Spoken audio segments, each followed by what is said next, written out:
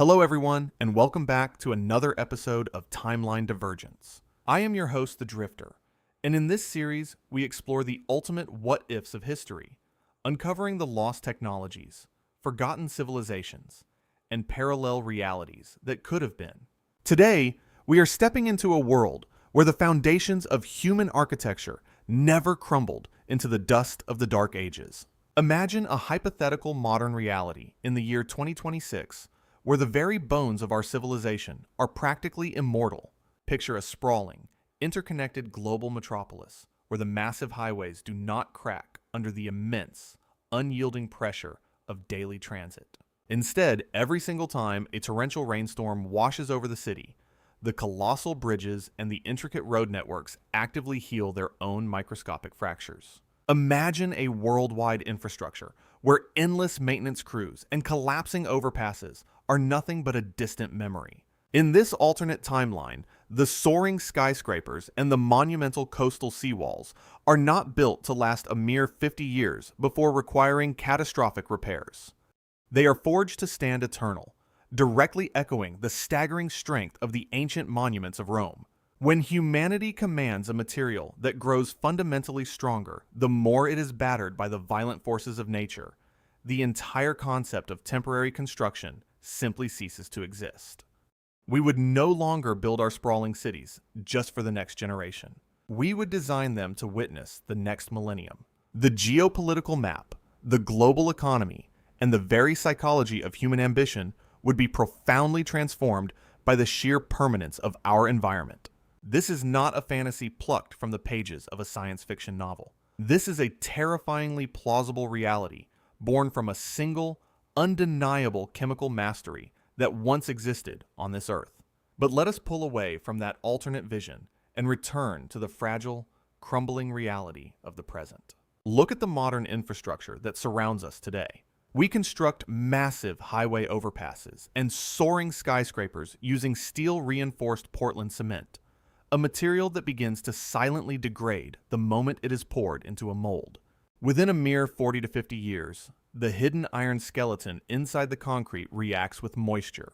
It rusts, it expands, and it slowly shatters the structures from the inside out. We spend hundreds of billions of dollars every single decade replacing fractured bridges, patching endless potholes, and tearing down condemned buildings that simply cannot withstand the test of time.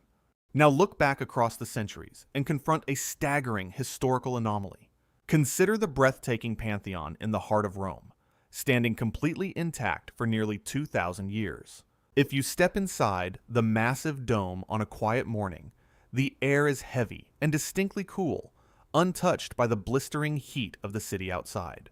The echoing vastness swallows the sound of your footsteps, and if you press your hand against the colossal walls, the material feels cold, solid, and utterly unyielding. It remains the largest unreinforced concrete dome in the entire world, spanning exactly 142 feet across. It is a monumental feat of engineering that modern architects would struggle to confidently replicate today without a heavy skeleton of steel. And then look toward the turbulent waters of the Mediterranean Sea. There are ancient Roman breakwaters submerged in violent saltwater since the 1st century. For 2 millennia, the crashing waves have battered these massive stone blocks. Yet instead of eroding, the structures have actively grown stronger over time. The orthodox, mainstream explanation long maintained that this monumental durability was simply a matter of geographic coincidence. Traditional historians and early geologists assumed the Romans just happened to live near the right volcanic deposits and got lucky with their raw materials. But independent investigations and modern structural analysis paint a far more profound picture. Recent data suggests this was undeniably no accident. Whispers in the scientific community, eventually backed by microscopic material analysis, claim that ancient engineers deliberately mastered a highly specific, complex chemical process. They reportedly utilized quicklime and volcanic tephra in a sophisticated hot mixing technique. This intentional design allegedly allowed the concrete to actively self-heal whenever it was cracked by geological stress or invasive water.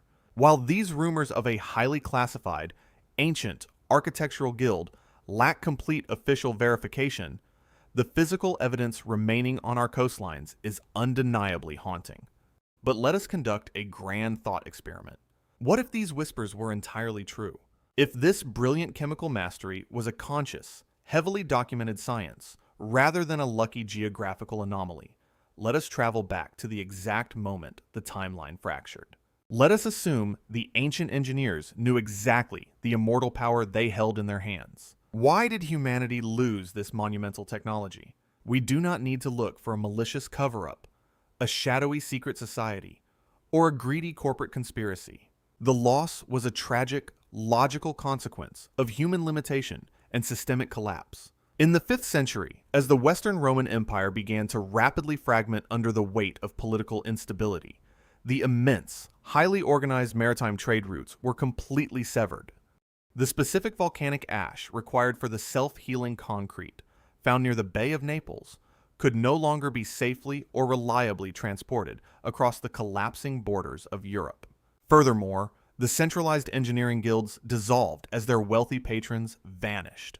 As raw survival became the primary priority during the chaotic onset of the Dark Ages, isolated communities abandoned complex masonry. They prioritized immediate, temporary wooden shelters over the slow, methodical chemistry of eternal architecture. The knowledge was not maliciously destroyed.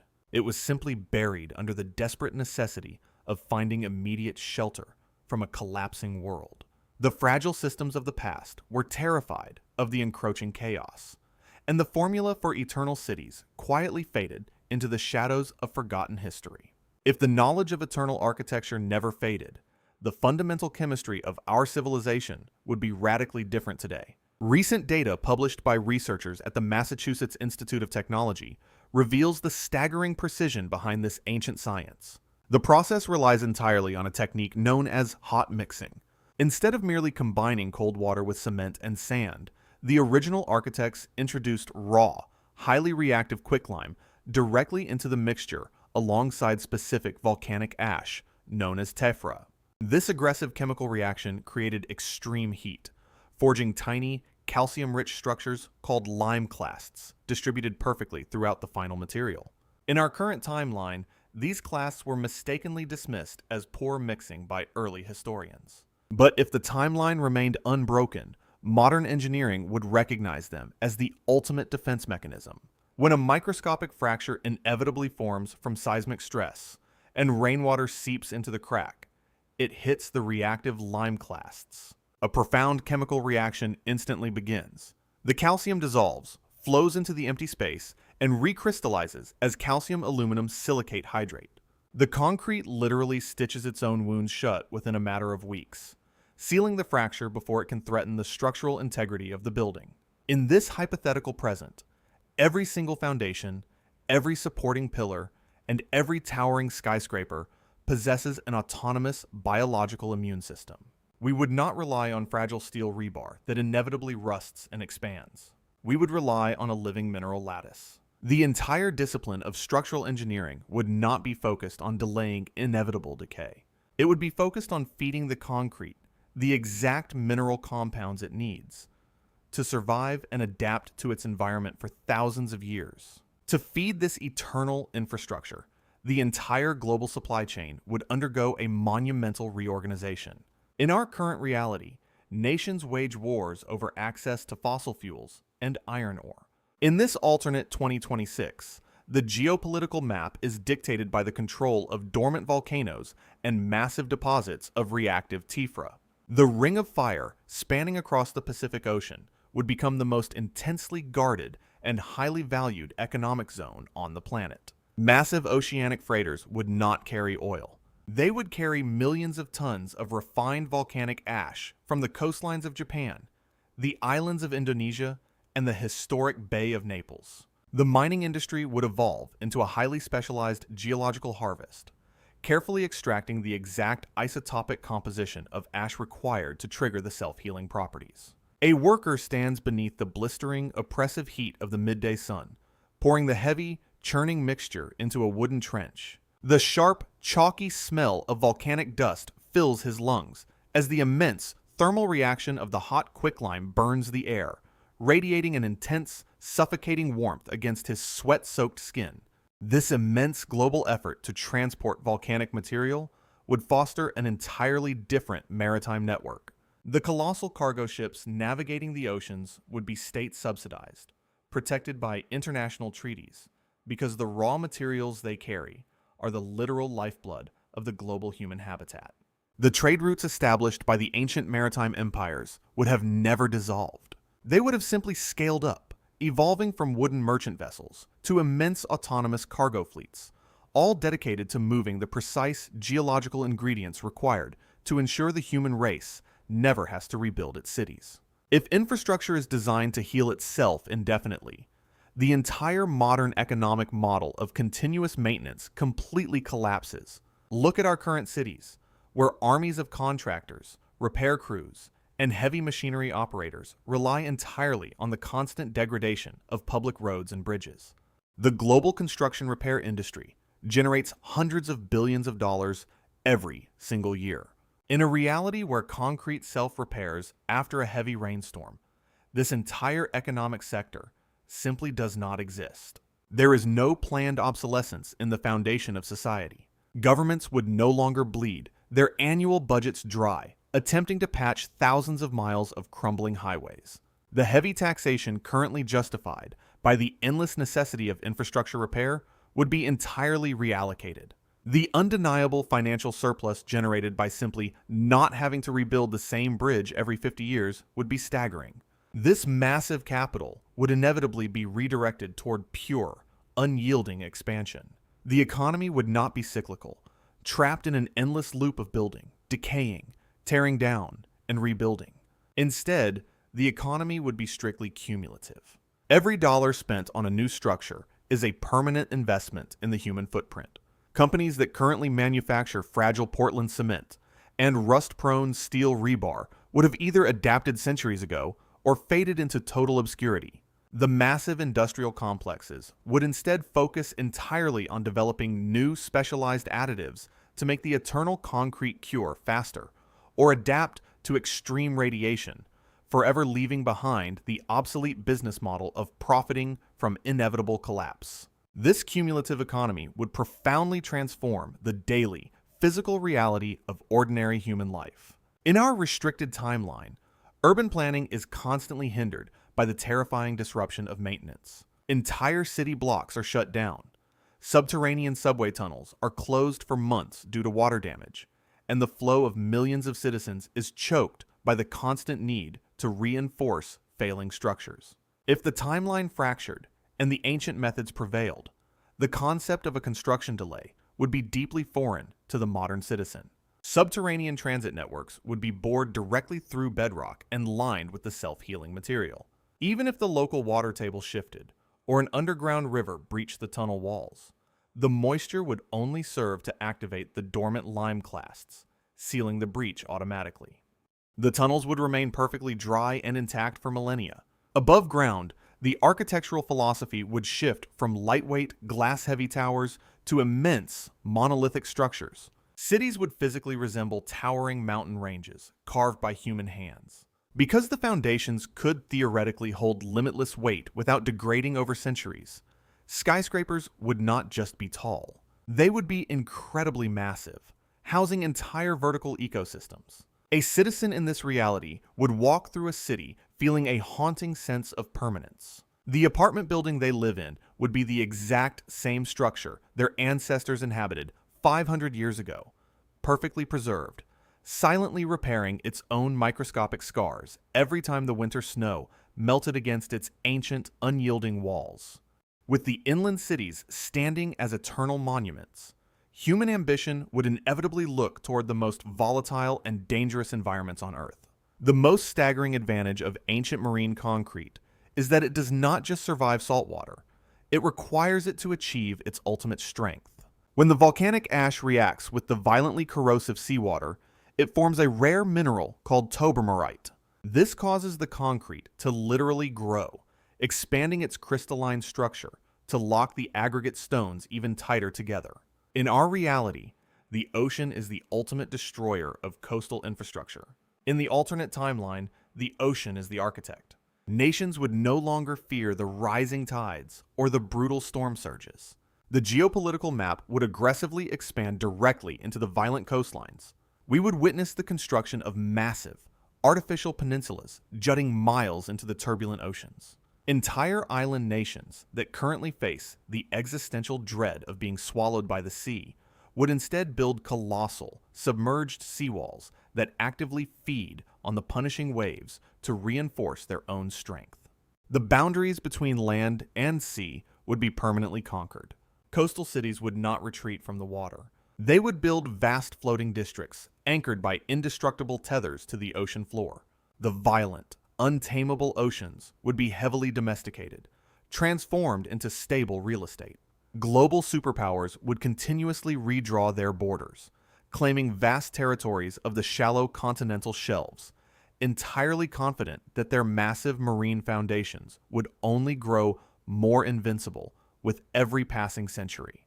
The existence of immortal, self-repairing infrastructure would force a monumental evolution in the strategies of global warfare. For the past century, the primary objective of any major military conflict has been to cripple the enemy by destroying their supply lines, bombing their bridges, and shattering their command bunkers. But how do you wage a conventional war against a nation whose very roads and fortresses actively stitch themselves back together? Strategic bombing campaigns would become drastically less effective. If an explosive payload cracks a massive coastal bunker, the inherent moisture in the air and the earth would immediately begin the crystallization process. Sealing the damage before a secondary strike could exploit the weakness. Armies would be forced to abandon the destruction of physical infrastructure and focus entirely on chemical or biological disruption. The impenetrable nature of these eternal cities would lead to the rise of specialized siege warfare.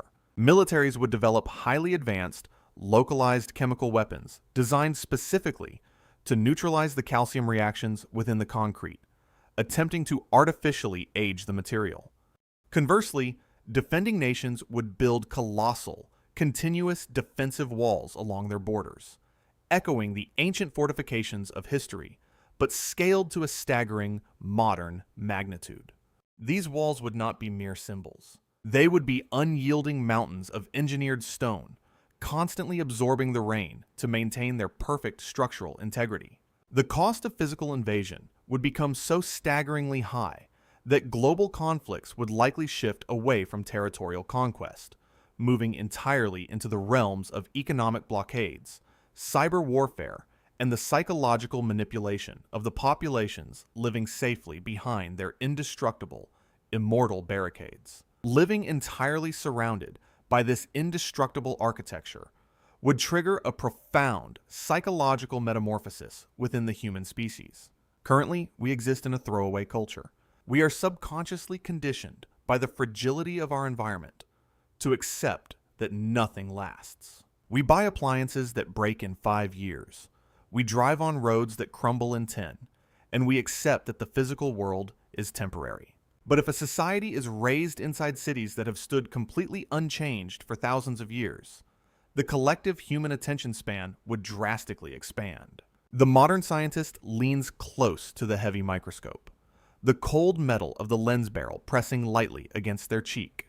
In the quiet, sterile hum of the laboratory, they watch the jagged gray chasm of a microscopic fracture slowly fill with white crystals, silently binding the broken world back together. Humanity would begin to think in centuries rather than fiscal quarters. When the immediate environment does not require constant salvation, the anxiety of the present moment begins to fade. Politicians could no longer campaign on the promise of fixing local roads, forcing them to propose vast generational projects. The philosophical identity of the citizen would shift from being a temporary resident of a disposable city to being a permanent custodian of an eternal legacy. Art, literature, and culture would reflect this deep, haunting permanence. We would no longer be obsessed with the rapid, frantic consumption of the new. We would cultivate a deep, monumental respect for endurance, measuring the value of a human life by what permanent, unyielding contribution they could add to the immortal tapestry of the civilization.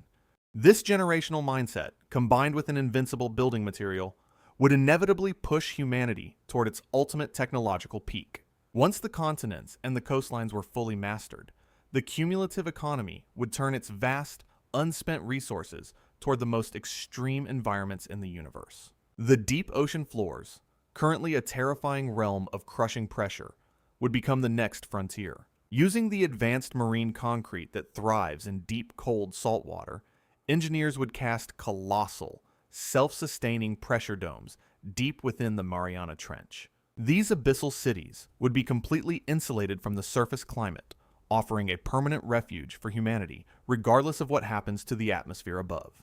The material science would not stop there. The hot mixing technique of the ancients would be adapted for the harsh vacuum of space. As humanity looked toward the moon and Mars, they would not send fragile metal habitats that could be easily pierced by micrometeorites. They would send autonomous machines to harvest the native extraterrestrial tephra and regolith, mixing it with transported lime to cast immense, self-healing lunar colonies. If a deep space outpost was struck by debris, the internal atmospheric moisture leaking into the crack would instantly trigger the limeclasts, sealing the breach and saving the inhabitants. We would become a species capable of seeding the cosmos with architecture that refuses to die. The universe is a hostile, violent expanse, but equipped with the unbroken knowledge of the ancients, humanity would not merely survive it. We would quietly, permanently colonize the stars, leaving behind an eternal footprint of stone and chemistry that would outlast the very planetary systems we chose to conquer. We constantly push the boundaries of modern science, believing that our current era represents the ultimate peak of human engineering. Yet, when we look at the cracked pavement beneath our feet, the rusting bridges that span our cities, and the endless billions spent just to maintain the fragile status quo, we are forced to confront a deeply humbling truth. The ancient engineers of Rome did not just build grand monuments for their emperors. They built a permanent physical legacy, mathematically designed to outlive their own civilization.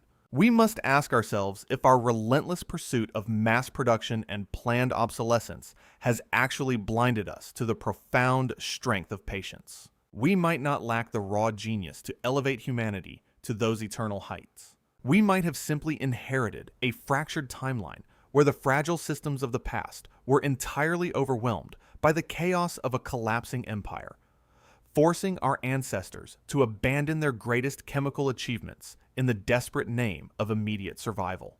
Our modern world builds frantically for tomorrow, always rushing to patch the inevitable decay of today. But the architects of antiquity understood a much deeper law of nature. They built quietly, permanently, and patiently for eternity, leaving us to wander through the shadows of a future we could have had. What do you think about this hypothetical timeline? Do you believe the architectural rumors hold any undeniable truth? Let me know down in the comments. If you enjoyed this profound journey through history, please hit the like button and subscribe to Timeline Divergence for more uncovering of the paths we never took. Until next time, stay curious and keep watching the timelines.